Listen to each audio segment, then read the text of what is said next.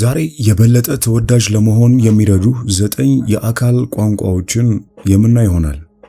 አንተ ከምታስበው በላይ አካልህ የሚሰማህን ስሜት በደንብ ያውቃል። ስትቆጣ አገጭህ ይጠነክራል፣ አጥንቶችህ ይወጠራሉ። ሲከፋህ ራስህ ዝቅ ይላል፣ ትከሻህ ይንጠለጠላል፣ አካልህም መዛል ይሰማዋል። ጭንቀት ሲይዝህ ትቁነጠነጣለህ፣ እጆችህን ታቆላልፋለህ። በእርግጥ እነዚህ ሁሉ ምልክቶች ሲጻፉ ግልጽ ይመስላሉ። በዕለት ተዕለት ሕይወት ግን ብዙም አታስተውላቸውም። አንድ ጊዜ የአካል ቋንቋን ካወቅና ከተረዳ ግን ለግል ጥቅምህ ልትጠቀምበት ትችላለህ።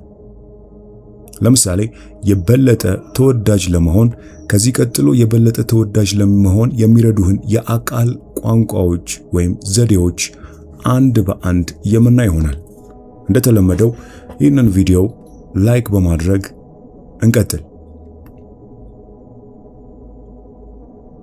አንደኛ፣ ያልበዛ አይን ማየት። በሰዎች ተግባቦት ውስጥ የአይን ግንኙነት ትልቅ ጠቀሜታ አለው። ብዙ ጊዜ ለሰዎች ከነሱ ጋር መሆንህን የምትነግርበት፣ ስሜትህን የምትገልጽበትና የምትወድበትም መንገድ ነው። ስለዚህ ያነሰ የአይን ግንኙነት ቀዝቃዛ፣ የማይታመንና የማይቀርቡት ነው ተብለህ እንድታስብ ሲያደርግህ፣ ሲበዛ ደግሞ ጎጂ ሊሆን ይችላል ተብሎ ይታሰባል። ሁለተኛው ትንሽ ወደፊት ቀረብ ማለት ነው። የአካል ቅርጽ ስለ ሰዎች ስሜት የሚናገረው ብዙ ነገር እንዳለ ከዚህ በፊት ሰምተህ ይሆናል።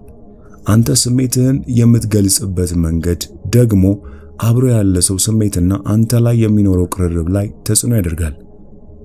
ሰዎች እያወሩህ እያለ ትንሽ ወደ እነሱ ቀረብ ብትል ፍላጎትን የሚገልጽ ሲሆን ለነሱ በንግግራቸው እንዲተማመኑ ያደርጋቸዋል። ሶስተኛው የግለሰቦችን ድንበር ማክበር ነው። የሰዎችን የምቾት ቀጠና ማክበር የአክብሮት ምልክት ነውና ተወዳጅነትን ይጨምርልሃል። አራተኛው ክፍት አቋም መያዝ ነው። ይህ ምልክት ግትር እንዳልሆንክና ለሰዎች እድል እንደምትሰጥ ስለሚናገር ተወዳጅነትህን ይጨምራል። ሰዎችም ለመቅረብ ቀላል፣ ሞቅ ያልክና ለንግግር ክፍት እንደሆንክ ይረዳሉ።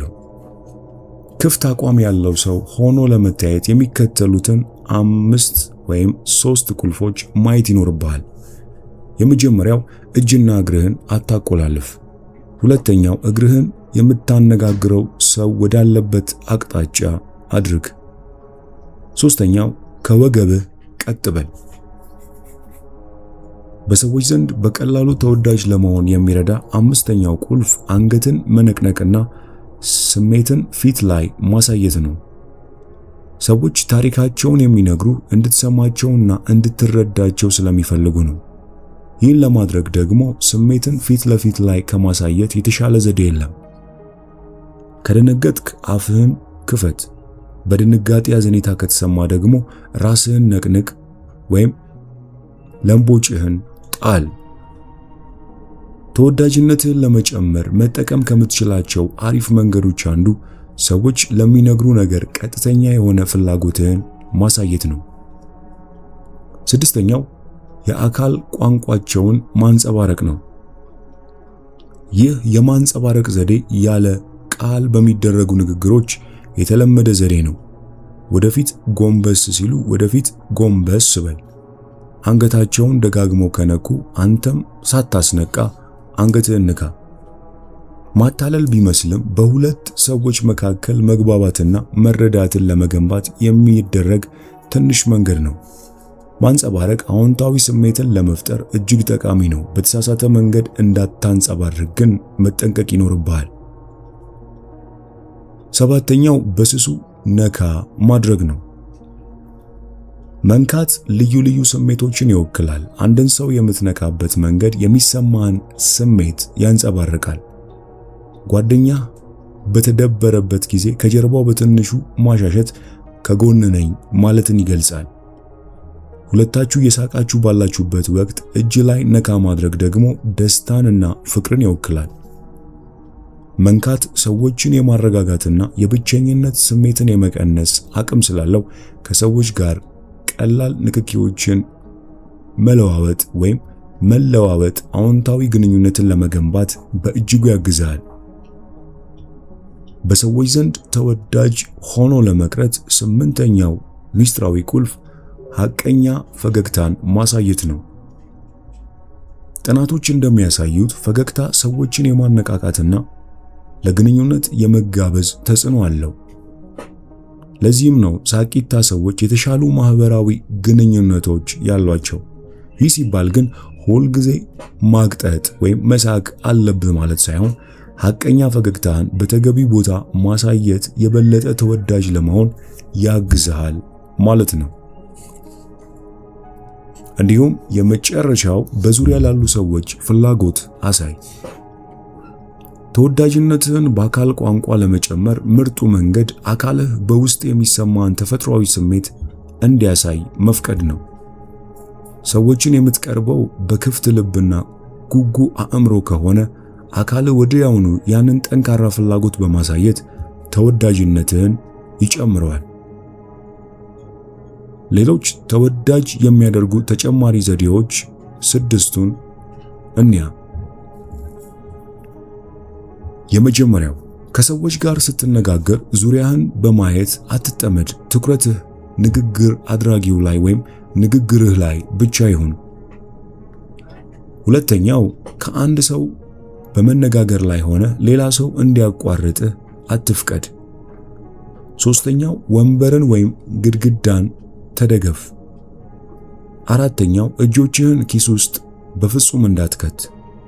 አምስተኛው ራስህን ቀና አድርገህ ከወገብ ቀጥ ብለህ ተቀመጥ። ስድስተኛው ሰዎች ስላያቸው ደስ እንዳለ ለማሳወቅ በቅንድብህ ምልክት ስጣቸው። በመቀጠል ከዚህ መጽሐፍ የምናየው ሌላው አስደናቂ ነጥብ የማንነት ሳይንስና አይነት የሚለውን ሐሳብ ይሆናል። የሰዎች ንግግርና ባህሪ በቀጥታ እነሱን ይገልጻል ከሚለው መረዳታችን ላይ ማንነትንም መጨመር እንችላለን። ማንነት ለረጅም ጊዜ በቋሚነት የሚገለጹ ባህሪያት ሂደት ማለት ነው። አንድን ምልክት ወይም የድምፅ ቅላጼ እንዲህ ነው ብለን ከገለጽን ያ ምልክት ወይም ድምፅ በቂ ለሆነ ጊዜ ያህል ሲደጋገም ከማንነት ጋር ይዋሃዳል። ስለዚህ ስለ ቋሚና ዘላቂው ጠቅላላ ባህሪ አካሄድ ካወቅ በየትኛውም ጊዜ ፊት ለፊት ሊያሳዩ የሚሞክሩትን ልዩ ባህሪ ለመረዳት የሚያግዝህን አውድ አገኘ ማለት ነው። በስነ ልቦና ቋንቋ ማንነት ማለት የሰው ልዩ ልዩ ባህሪያት ውህደት ማለት ነው። ይህ ማለት ሰዎች የተለያዩ የአመለካከት ጎራዎች ውስጥ ይመደባሉ ማለት ነው። ብዙ የማንነት ንድፈ ሐሳቦች ታዲያ ሰዎች የሚለያዩባቸው መሰረታዊ ዘንጎች ላይ ያተኩራሉ። ስለዚህ ስለነዚህ የሰዎች ማንነት ልዩነቶች ወይም መሰረታዊ መለያዎች ካጠና ባህሪያትን ከመረዳት አልፎ ለመተንበይና ቀድሞ ለመከላከል የሚያስችል ትልቅ እይታን ታገኛለህ። በመቀጠል ማንነትህን ሞክር። ይህ ምን ማለት ነው? ስለ ማንነት የምናደርገው ውይይት 5ቱን ትልቅ የማንነት መገለጫዎች እንዲሁም የሜርሲየስ ብሪክስን የማንነት አይነት ተቃዋሚዎችና ተዛማጅ የኬይሴን ተፈጥሮዎችን ካላካተተ ጎዶሎ ነው የሚሆነው። የሰዎችን ማንነት የምንረዳበት ቀጥተኛው መንገድም ይህ ነው። ማንበብና ማጥናት ስለምትፈልጋቸው ሰዎች ያን ያህል ብዙ ዕውቀት ባይኖርህም ለመለኪያ የሚሆኑ አንዳንድ ልኬቶችን መረዳት ጠቃሚ ነው። በዚያውም በሰዎች ላይ እነዚህን መገለጫዎች መለየትና ከዚያም የሰዎቹን መነሳሻዎች፣ ዋጋዎች መረዳት ትችላለህ። ከዚህ በፊት ስለ ራስ ለመማር የሚጠቅሙህን የማንነት፣ የሥራ፣ የግንኙነት ፈተናዎችን ወስደህ ታውቅ ይሆናል። ይህ ግን ሰዎችን ለማጥናት በምታደርገው ጥረት ብዙ አያስኬድህም። እነዚህን የማንነት ፈተናዎች መጠቀምና ማየት የሰዎችን ባህሪ ለማጥናት የምታደርገው ዓላማ ያሸንፈዋል። ነገር ግን ሰዎች ልዩ የሚያደርጋቸው መገለጫ በትክክል ለይተህ እንድትመለከት የሚያግዝህን የሐሳብ ምግብ ያቀርቡልሃል። 5ቱን ትልልቅ የማንነት መገለጫዎች ተጠቅመህ የሚመዝን ፈተና ወስደህ ታውቃለህ ብዬ ተስፋ አደርጋለሁ። ቀደም ብዬ እንደገለጽኩልህ ይህ ንድፈ ሐሳብ የሰዎችን ስነ ልቦና በ5 ሰፋፊ ባህሪያት ይከፋፍላል። እነዚህ 5 መለኪያዎች እስከዛሬ ለመመለስ የምትጠራው እኔ ሌሎች ደግሞ ሌላ እያደረግን ነው የሚለውን ውስብስብ ጥያቄ ይመልሳሉ። በመቀጠል 5ቱ ትልልቅ የማንነት መገለጫዎች ምን እንደሆኑ በዝርዝር እንመልከት። ይህ ጥናት በዲ.ደብልዩ. ፊስክ በ1949 ዓ.ም የታተመ ሲሆን ከዚህ በኋላ ብዙ ዕውቅናን እንዳገኘ ይነገራል። እንደ ኖርመን ስሚዝ፣ ጎልድበርግ፣ ኤም.ሲ. ክሬን እና ኮስታ ባሉ ሰዎች ተደጋግሞ ተጽፏል። ይህ ንድፈ ሐሳብ አንተን በልምዶችህና በመነሻሻዎችህ ከመዳኘት ይልቅ ወደ 5 መገለጫዎች ይከፍልሃል። ለልምድ ክፍት መሆን፣ ህሊናዊነት፣ ወጣ ባይነት፣ ተስማሚነትና ተጨናቂነት ተብሎ ይገለጻሉ። ምናልባት ከዚህ በፊት በተደጋጋሚ ሰምታቸው ታውቅ ይሆናል። አይን አፋር ወይም ኢንትሮቨርት እና ወጣ ባይ ኤክስትሮቨርት የሚሉ ቃላት ዛሬ በብዛት ይነገራሉ። ግን ምን ማለት ናቸው? ሁለት ተቃራኒ ነገሮች ናቸው። እያንዳንዱ መገለጫ 2 ጫፎች አሉት። እንዲሁም እኛም ማመን እንፈልግ ይሆናል እንጂ ሁሉም ሰው በሆነ ዲግሪ እነዚህ 5ቱ መገለጫዎች ይኖሩታል። እንደ ንድፍ ሐሳብ አባባል ማንነታችንን የሚወስነው ከ5ቱ መገለጫዎች በብዛት የሚታይብን መገለጫ ነው። እንደ ምሳሌም ክፍት መሆን ከ5ቱ ትልልቅ የማንነት መገለጫዎች አንደኛው ሲሆን አደጋን የመጋፈጥና አዳዲስ ነገሮችን የመሞከር ፍላጎትን የሚያመለክት ነው። ከአውሮፕላን ላይ ዘለ ልትወርድ ትችላለህ? በዓለም እየዞሩ አዳዲስ ባህልን ማወቅ ላይስ እንዴት ነው? ለነዚህ ጥያቄዎች መልስ አዎ ከሆነ በዚህ ለልምድ ክፍት መሆን መገለጫ ላይ ከፍተኛ ውጤት ይኖርሃል ማለት ነው። በአንድ በኩል ደግሞ ከፍተኛ ክፍት የመሆን ባህሪ ያላቸው ሰዎች ጉጉና ምናባዊ ስለሆኑ በቀላሉ ሊሰለቹና አዳዲስ ነገሮችን ፍለጋ ወደ ፈጠራዊነታቸው ሊመለሱ ይችላሉ። እነዚህ ሰዎች ተለዋዋጭና በየቀኑ ህይወታቸው ልዩ ነገር የሚፈልጉ ናቸው። ለነሱ ድግግሞሽ አማራጭ አይደለም። በሌላ በኩል ደግሞ ይህ ክፍትነት የሌላቸው ሰዎች ቀጣይና ቋሚ ነገርን ይመርጣሉ። ከሌሎች ይልቅም ተግባራዊ ስሜት ያላቸውና ተለምዷዊ ናቸው። ለውጥን ብዙ አይወዱትም ወይም ለለውጥ ጥሩ ወዳጃቸው አይደለም። በእውነተኛው ዓለም ብዙ ሰዎች በሁለቱ ጽንፎች መሃል ላይ ይመደባሉ። ነገር ግን በመለኪያው አንተ የቱ ጋር እንዳለ ማወቅ ስለ ራስህ ጎበዝ ስለሆንክበት ነገር ብዙ ይነግርሃል። እስኪ አንድ ምሳሌ እንውሰድ። የድርጅት አስተዳዳሪ ለመሆን ወይም በዘርፍ ከፍ ማለት ትፈልጋለህ እንበል። ክፍት መሆን ከመሪነት ጋር ይያያዛል። አዳዲስ ሐሳቦችን የምትወድ ከሆነ፣ ከሳጥኑ ውጭ የማሰብ ልምድ ካለህና ከአዳዲስ ሁኔታዎች ጋር ቶሎ የምትላመድ ከሆነ ስኬታማ መሪ የመሆን እድል ከፍ ይላል። ለማክ ኮምፒውተሮች መሰረታዊ የሆነውን አጻጻፍ ያስገኘው የአፕል አጋር መስራች የሆነው የስቲቭ ጆብስ በ1973 የአጻጻፍ ዘዴዎችን ግምገማ ማድረግ የሚል ውሳኔ ነው። በዚያን ጊዜ ኮምፒውተሮች የሚያምር አጻጻፍ ይኖራቸዋል ብሎ የሚያስብ ሰው አልነበረም። ስቲቭ ጆብስ ግን ሌሎች ማየት ያልቻሉትን አየ። ሰዎች ስለ ኮምፒውተር ያላቸውን አስተሳሰብ ለመቀየርም የአጻጻፍ ትምህርት ወሰደና ራሱን ለአዲስ ራዕይ ክፍት አደረገ። በመቀጠል የምናየው ሁለተኛውን ማለትም ከ5ቱ ትልልቅ የማንነት መገለጫዎች ሁለተኛውን ይሆናል። ይህም ህሊናዊነት የምንለው ነው። ይሄ ጥንቁቅ የሚያደርግህ የማንነት መገለጫ ሲሆን ለድርጊቶች እጅግ ጥንቁቅ በመሆን ከመወሰን በፊት በተለይ ደግሞ ውሳኔው ከዋናው ዕቅድ ውጭ ከሆነ 2 ወይም 3 ጊዜ ታስብበታለህ። ከፍተኛ የሆነ የህሊናዊነት መጠን ያላቸው ሰዎች ሙሉ ትኩረታቸውን ግቦቻቸው ላይ ነው። እጆቻቸው ላይ ያሉ ተግባሮችን በጥልቀት በመመልከት ነገሮችን ቀድመው ያቅዳሉ። ከእቅዳቸውም አይወጡም። ስሜቶቻቸውንና ምላሾቻቸውን የመቆጣጠር አቅም ያላቸው ሲሆን ሙሉ ጉልበታቸውን ሙያዊ ስኬቶቻቸው ላይ ያደርጋሉ።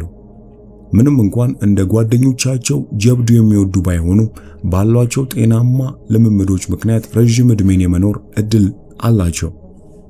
በሌላኛው ጫፍ ደግሞ ህሊናዊ ያልሆኑ ሰዎች ያልተደራጁና በስሜቶቻቸው የሚመሩ ናቸው። ቶሎ የሚሰላቹ፣ ስለ ስራ ለመስራት የሚያመነቱና ባህሪያቸውን የመቆጣጠር አቅማቸው ዝቅተኛ የሆኑ ናቸው። ይህም ወደ ማጨስና ሌሎች እጾችን ወደ መጠቀም አፍራሽ ልምዶች ሊመራቸው ይችላል። ለነሱ ስሜትን መቆጣጠር ቀላል ፈተና አይደለም። ስለዚህ አንተ ምን ያህል ህሊናዊ ነህ? የሥራ ዕቅዶችን ትወዳለህ ወይስ ራስህን የቤት ውስጥ ተግባርህን ሲሰሽ ታገኘዋለህ? ምናልባት እንደ ማቀድና የሥራ ዝርዝር ማውጣት አይነት የህሊናዊነት መገለጫ ወደህ እንደ ስፖርት መስራትና ሌሎች ጤናማ ልምምዶች ደግሞ ላትወድ ትችላለህ። ብዙ ሰዎች የህሊናዊነት መለኪያዎች መካከል ላይ የሚገኙ ናቸው። ዕቅድና ስርዓትን ህይወት ውስጥ ብታላምድ ግን ራስህን የበለጠ ለስኬት ዝግጁ ታደርገዋለህ። ህሊናዊነት ከስኬት ጋር መያያዝ የጀመረው እንደ አውሮፓውያን አቆጣጠር በ2016 ውድስ፣ ፓተርሰን፣ ኮስዋራ እና ሶፋን ውጤታማ የሥራ አፈጻጸም በሚል ሐሳብ ካደረጉት ጥናት በኋላ ነው። ህሊናዊነት ችግሮች ከመፈጠራቸው በፊት የምትከላከልበት መድኃኒት ነው። በመቀጠል የምናየው ሶስተኛውን፣ ይህም ወጣ ባይነት ወይም ኤክስትሮቨርት የሚለውን ነው። ይህ ደግሞ ምን ያህል መውጣት የምትወድና ማህበራዊ መሆንህን የሚናገር መገለጫ ነው። መውጣት የሚወዱ ሰዎች መለየት በጣም ቀላል ነው። የፓርቲ ወይም ጭፈራ ህይወት የሚወዱ ብዙ ጉልበት ያላቸውና እንዴት ማውራት እንዳለባቸው የሚያውቁ ናቸው። ወጣ ባዮች ጉልበታቸውን የሚያገኙት በሰዎች ዙሪያ በመሆን ሲሆን የትኩረት ማዕከል ለመሆን ይጠራሉ። በዚህም ምክንያት ሰፊ የሆነ የወዳጅ ክበብ ያላቸው ሲሆን አዳዲስ ሰዎችን የመተዋወቅ እድላቸውም ሰፊ ነው። በሌላኛው ጫፍ ደግሞ በእነዚህ ሰዎች ዙሪያ መሆን የሚያዳክማቸው አይናፋር ሰዎች አሉ። ቤትህን ከራስህ ሐሳብ ጋር መጫወት እየቻልክ ለምን ወጥተህ ከብዙ ሰዎች ጋር ታወራለህ? በእርግጥ አይናፋሮች በትክክል የሚያፍሩ ሰዎች ሳይሆኑ ከመውጣት ይልቅ ብቻቸውን መሆን የሚፈልጉ፣ ከግርግር ይልቅ እርጋታን የሚመርጡ ናቸው። እንበልና የሥራ ቦታ የቢሮ ፓርቲዎች ባላለቁ ትላለህ ወይስ ብዙ ሳትቆይ ይሰለችሃል? አዲስ ሰው ብትተዋወቅ ይሻላል ወይስ ቤትህ ሆነ ቆንጆ መጽሐፍ ማንበብ? የጠዋት ሰው ነህ ወይስ የምትነቃቃው ፀሐያ ካገዘቀዘቀች በኋላ ነው? ሰዎች በሚበዙባቸው ዝግጅቶች መጨረሻ ላይ ከሚወጡ ሰዎች መሃል ከሆንክ፣ በሰዎች መሃል መሆን ካስደሰተ ወይም ሌሊት ማምሸት የምትወድ ሰው ከሆንክ ምናልባት ወጣ ባይነት መለኪያው ከፍ ያለ ውጤት ይኖርሃል። በሌላ በኩል ደግሞ መውጣት የሚለው ሐሳብ የማይመች ቤት ውስጥ መቆየትና በጠዋት ቀድመ ተነስተ ቀንህን መጀመር የምትመርጥ ከሆነ ምናልባት ከአይናፋሮቹ ወገን ነህ። እንደየቀኑ ሁኔታ ከሁለት አንዱን ታደርግም ይሆናል። ብዙ ሰዎች በሁለቱ መሃል አማካኝ ላይ ወይም አማካኝ ቦታ ላይ የሚገኙ ናቸው። በመቀጠል የምናየው ተስማሚነትን ነው። ተስማሚነት ይህ መገለጫ ምን ያህል ሩህሩህና አዛኝ እንደሆንክ እንዲሁም ከሌሎች ጋር ስላለ የትብብርና የመግባባት መጠን ይነግራል። ለሰዎችና ችግሮቻቸውን ለመስማት ፍላጎት ታሳያለህ? ሰዎች በችግሩ ሲያልፉ ስታይ ይሰማሃል? ለሌሎች የምትጨነቅና የምታዝን ከሆነ እንዲሁም የመርዳት ፍላጎት ካለ ምናልባትም ህመማቸው ተሰምቶ ለመርዳት የምትነሳሳ ተስማሚ ሰው ልትሆን ትችላለህ። በመለኪያው ሌላኛው ጫፍ ላይ ደግሞ ስለሌሎች ሰዎች አኗኗር ብዙም ግድ የማይላቸው ሰዎች አሉ። እነዚህ ሰዎች ችግርን ለመፍታት ከሌሎች ጋር ከመተባበር ይልቅ ብቻቸውን ቢሰሩ ይመርጣሉ። ተስማሚ የማይሆኑት በትክክል መስራት የሚፈልጉትን በማድረግ የተጠመዱ ስለሚሆኑ ነው። በዚህ ተፈጥሯቸው ምክንያት እንደ አደገኛ ስለሚቆጠሩ ብዙ ሰዎች በእነሱ ዙሪያ መገኘትን በፍጹም አይመርጡም። ሰዎች ለሌሎች ማድረግ በሚፈልጉበት መጠንና ባላቸው ከሰዎች ጋር የመተባበር ፍቃድ ይለያያሉ። ይህም ነው የመለኪያው ልዩ ቦታ ላይ የሚያስቀምጣቸው። ሰዎች ለምን ተስማሚ ይሆናሉ የሚለው አሁንም አከራካሪ ነው። አንዳንዶች የሌሎች ደህንነት ስለሚያሳስባቸው ይሆናል። ሌሎች ደግሞ የተቀበሉትን ማህበራዊ ግዴታና ስርዓት ስላለ ነው። የቅጣት ፍርሃትም አንድ የመነሳሻ ምክንያት ይሆናል። አንዳንድ ተስማሚ ሰዎች እንደዚህ የሚሆኑት ማህበራዊ ተጋፋጭነትን ወይም ተጋላጭነትን ስለሚፈሩ ነው። ጥናቶች እንደሚያሳዩት ተስማሚ ሰዎች ጨካኝና ራስ ወዳድ አይደሉም። ደስተኛ መሆን ከፈለግ በዚህ የተስማሚነት መለኪያ የት ላይ እንዳለ ማወቅ ብትጀምር ጥሩ ነው። ሁሉም ነገር እንደሚመስለው የማይሆንበት ቀን ያጋጥመናል። የሥራ አጋሮችህ የማይረዱ ይመስልሃል። በጭንቀት እንቅልፍ እምቢ ብለዋል። ሕይወት ላይ የዚህ አይነትን ቀናት የሚያበዙ ከሆነና ስሜት ከፍ ከሚል ይልቅ ዝቅ የሚል ቀን ሲበዛ ከአምስቱ የማንነት መገለጫዎች የመጨረሻ በሆነው ተጨናቂነት ላይ ነህ ማለት ነው። ይህ የማንነት መገለጫ ምን ያህል የስሜት መደላደል ውስጥ ነህ የሚለውን ያመለክታል። የተረጋጋህና ሚዛናዊ ነህ ወይስ ጭንቀታም፣ ደህንነት የማይሰማውና የተረበሽክ ነህ? ለዚህ ጥያቄ የምትመልሰው መልስ ለይተህ ማወቅ ይኖርብሃል። ይህም በየትኛው የአእምሮ ጥግ ላይ እንዳለ እንድታቅ ያስችላል። እነዚህ አምስተኞቹ ጭንቀታሞች ሕይወትን ከፍተኛ በሆነ የጭንቀት መጠን ያስተናግዷታል። ከብዙ ሰዎች የበለጠ የሚጨነቁ ሲሆን ብዙ ጊዜም የስሜት መለዋወጥ ያጋጥማቸዋል። ይህ አይነት ባህሪያቸው ለድብርትና ውጥረት ይዳርጋቸዋል። በዚህ መለኪያ መሰረት ዝቅተኛ ተጨናቂነት የሚታይባቸው ሰዎች የበለጠ የስሜት መደላደል አላቸው። በመንገዳቸው ጭንቀት ሲያጋጥማቸው በአጭር ጊዜ ውስጥ ያስተናግዱታል። ብዙ አያዝኑም። እንዲሁም ምንም ነገር ቢገጥማቸው ራሳቸውን ለማስጨነቅ በቂ ምክንያት አያገኙም። ፈተናን ለማለፍ ቀልድን እንደ ዘዴ ትጠቀምበታለህ ወይስ ችግሮች የበለጠ እንድትወጠር ያደርገዋል? በቀን ውስጥ ተመሳሳይ ስሜት አለ ወይስ ከሞቅታ ወደ ቅዝቃዜ ወይም በተቃራኒው የስሜት ለውጦችን ታስተናግዳለህ? ነገሮች የሚያይረብሹ ከሆነና ቀኑ ሙሉ ተመሳሳይ ስሜት ከኖረ ከሌሎች ያነሰ ተጨናቂ ነህ ማለት ነው። ነገር ግን በአጭር ጊዜ ውስጥ ብዙ የስሜት ለውጦችን ካስተናገድክና ብዙ ጊዜም የምትጨነቅ ከሆነ ከፍተኛ የሆነ የተጨናቂነት ጎን አለ ማለት ነው። ቢሆንም ግን ጭንቀታም መሆን ፈጽሞ መጥፎ የሚባል አይደለም። ቫይታሚኖች እንድንወስድና በየጊዜው ደህንነታችንን እንድናረጋግጥ የሚያደርገን ለጤናችን መጨነቅ ነው። በዚህ ምክንያት የእነዚህን ጭንቀታም ሰዎች ጭንቀት ከሌሎች አንድ እርምጃ የቀደሙ እንዲሆኑ ሊያደርጋቸው ይችላል። በመጨረሻም የሰዎችን ማንነት ለመለካት የሚያገለግሉ 5 የተረጋገጡ ዋና የማንነት ክፍሎች አሉ። ከአንድ ሰው ጋር በአጋርነት አዲስ ንግድ ጀመርክ እንበል። ብዙ ሰዎች ይህን አጋርነት ባለጌና አብሮ ለመስራት የሚያስቸግር እንደሆነ ነግረው ይሆናል። በንግግሩ ቅዝቃዜና መገታት አስተውለህበታል። ማህበራዊ መልካምነት የሚታይበትም አይደለም። ከወራት አብሮ መስራት በኋላ ችግሩ ማንነቱ ላይ እንደሆነ ገባ። በየትኛውም ሁኔታ ለሁሉም ሰዎች የሚታይ ወይም በማንም ሰው ላይ የሚታይ ችግር ነው። አንተም ይህን አስታውስ። በቀጣይ ስብሰባ ላይ አከራካሪ ጉዳይ ካነሳ የሥራ አጋር ወዲያው ያለመስማማትና ጥላቻ ምልክት ካሳየ እጆቹን አጣምረህ ፊቱንም አኮሳትረህ ለማየት አትሞክር። ሌላ ሰው ቢሆን ይህን የአካል ቋንቋ ሐሳቡን አለመቀበሉን የሚያሳይ ቀጥተኛ ምልክት ነው ይል ነበር። አንተ ግን የሰውየውን ማንነት ማንበብ ከቻልክ ጥቆማህንና ሐሳብህን መናገር ቀጥለህ አጋር ከቀድሞ ሁኔታ ወጥቶ በትልቅ ትጋት መስማቱን ሲያሳይ ላትደናገጥ ትችላለህ።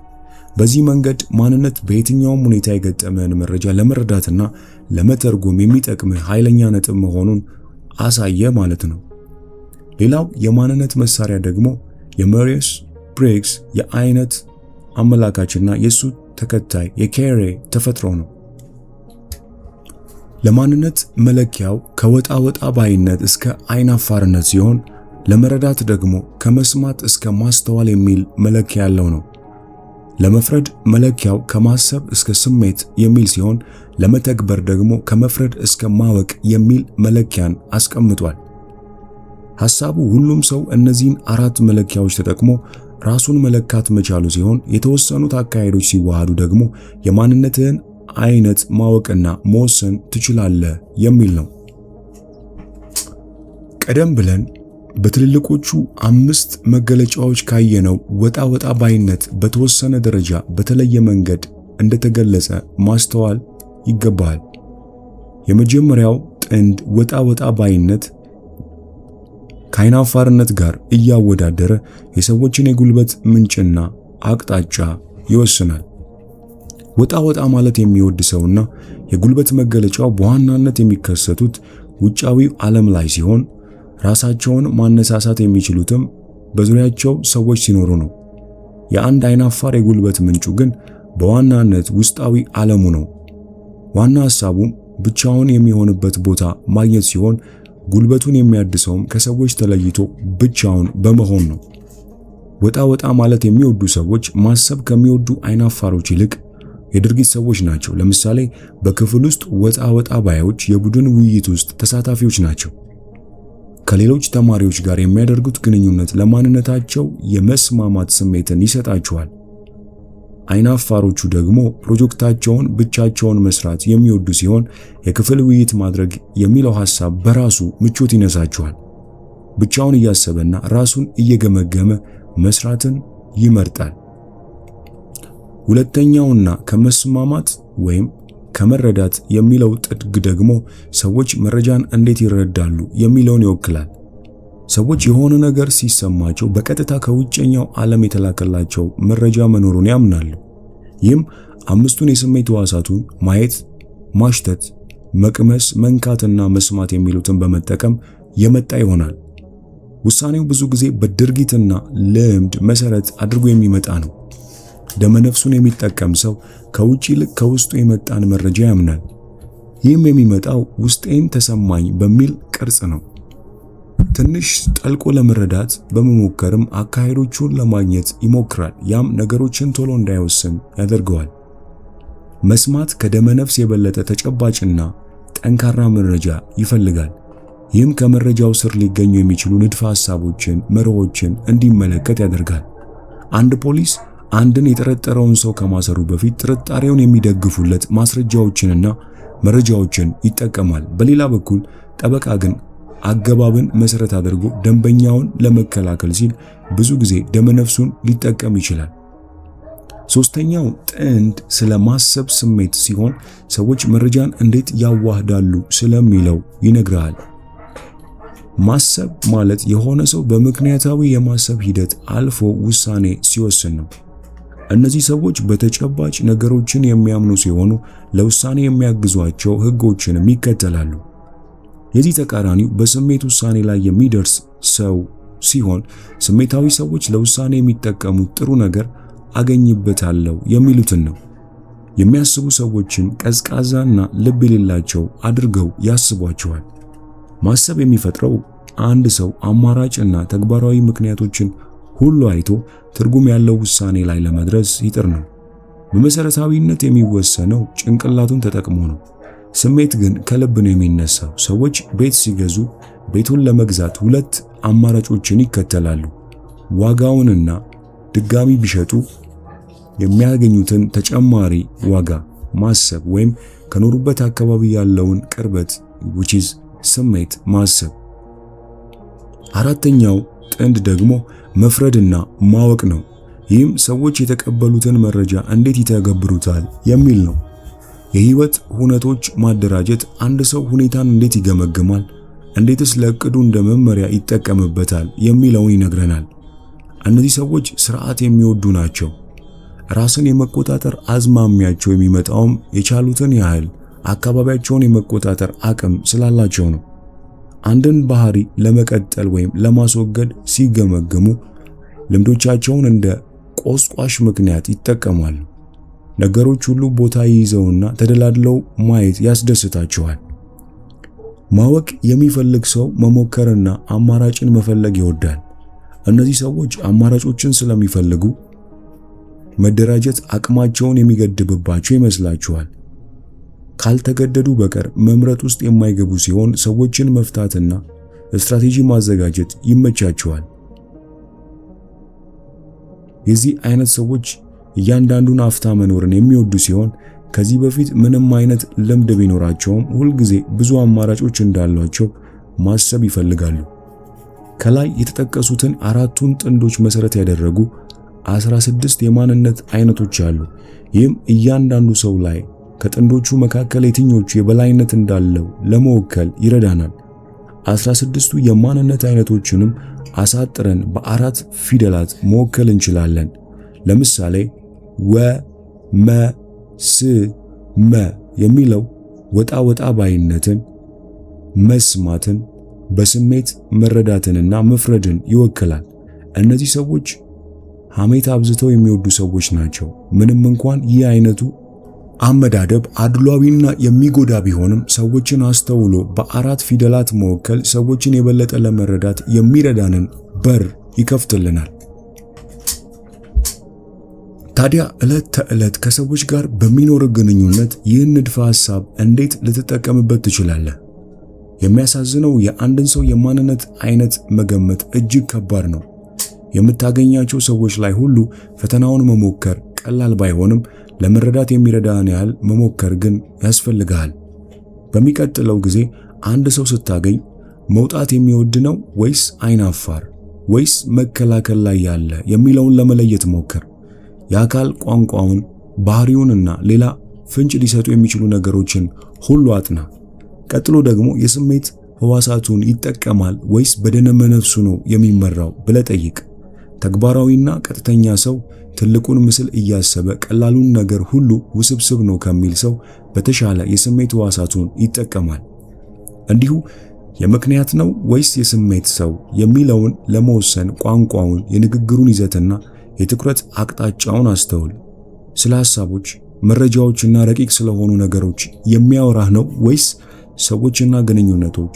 መረዳትን ከመፍረድ የማንነት አይነት ለመለየት ለሰዎች ጠቅላላ የህይወት አመለካከት ትኩረት ስጥ። ለቀቅ ያሉ፣ ክፍትና ያልተያዙ ናቸው ወይስ ሁልጊዜ ውሳኔና እቅድ ላይ ናቸው? ከነዚህ መገለጫዎች አንዱ ወይም ሁለቱን መያዝ የማንነት አይነቶችን አጥብቦ ለመመዘን በቂ ነው። እንደ ሁልጊዜው እዚህም ላይ የግል አስተያየትህንና ዝንባሌህን ከግምት ውስጥ አስገባ። ለምሳሌ አንድ ሰው ላይ ትንሽ እንኳን ትኩረት የማድረግ ስሜት ካጣህበት ምናልባት አካባቢው የሚያዝናና ስለሆነና ላንተ ትልቅ መውደድ ስላለው ሊሆን ይችላል። ስለዚህ ቆም እያልክ አነጋገርህን በማስተካከልና ውጤቶቹን በማስተዋል ንድፈ ሐሳቡን መፈተን ይኖርብሃል። ለምሳሌ ከአንተ የግል ምልከታ ይልቅ ለምታጋራው አስደናቂ አዲስ ሐሳብ የተሻለ ምላሽ ከሚሰጥ ሰው ጋር እያወራ ከሆነ ያ ሰው የማሰብ ሰው መሆኑን ወቅ። በንግግር ወቅት ፈጥኖ ለመደምደም የሚቸኩል ሰው ደግሞ ከማወቅ ይልቅ መፍረድን የሚያስቀድም ነው። ግን አስታውስ፣ ሁሉም ነገር እንደ አገባቡ ነው። የዛሬ የመጽሐፍ ቅምሻችን ይመስል ነበር። ከዛሬው የመጽሐፍ ቅምሻ የትኛው ሐሳብ ተመቻችሁ? ኮሜንት ላይ ጻፉልኝ። ይህ አስደናቂ ቪዲዮ ለብዙዎች ተደራሽ መሆን እንዲችል ቪዲዮውን ላይክ፣ ለሌሎች ወዳጅ ዘመዶቻችን ደግሞ ሼር በማድረግ ይህንን ዕውቀት እናጋራ። በሚቀጥለው ጊዜ እንዲህ አይነት ህይወት ለዋጭ መጽሐፍ ይዤ እስከምንገናኝ እስከ ሳምንት ቸርን ሰንብት። በነገራችን ላይ መጽሐፉን ሙሉውን በአማርኛ የምትፈልጉ ብቻ ከታች ባለው የቴሌግራም ሊንክ አድራሻ ልትጠቀሙ ትችላላችሁ።